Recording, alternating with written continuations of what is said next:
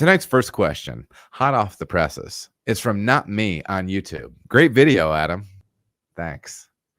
Do you use any particular brand of fruit purees, or do you puree the fruit in-house?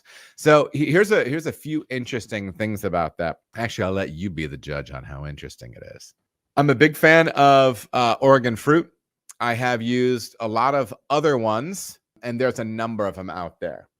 Right now, I could list a few other ones, but I'm not going to name any other names right now because I have had some spotty product from some at certain times, but I've had good product from all different ones, and I've had some bad products from some places. So, for instance, Oregon fruit, I've never had bad product from them. Okay, you need to have it together. As far as shipping and ordering, I have not ordered, I have not touched fruit puree since I've been at Sonder. And so I'm not sure where prices are at now. I'm sure prices are through the roof. And I'm not sure what supply chain is like. It might be fine, but I think Oregon fruit is really quite solid. You can get different things from different places and have good success with it.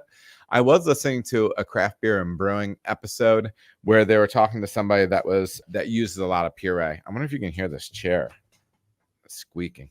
That does use a lot of puree. They were saying that they've had favorites from different. They find that they found individual fruits that are favorites from different suppliers. So what you're really going to want to do is start digging into where that fruit is coming from.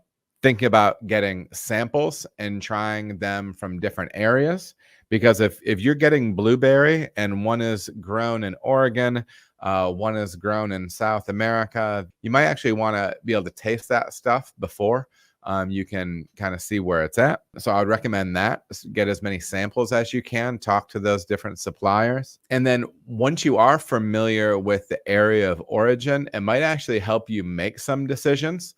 Because if you can kind of source things from where they're from, that's not always bad either. But I would always just keep an eye out on the product being clean, in good shape when you get it. Leaky bags, when you do pop the top off of those, if you're a top popper or a side cutter, when I pop that top, I definitely like to look inside to make sure, because I have seen mold in there on certain ones, not from Oregon fruit, but from some other suppliers. That's kind of my take on it. Increasingly, I think that real fruit is great, but I think that there are some great options on the concentrate and extract side as well. Again, I'm always a big fan of layering stuff.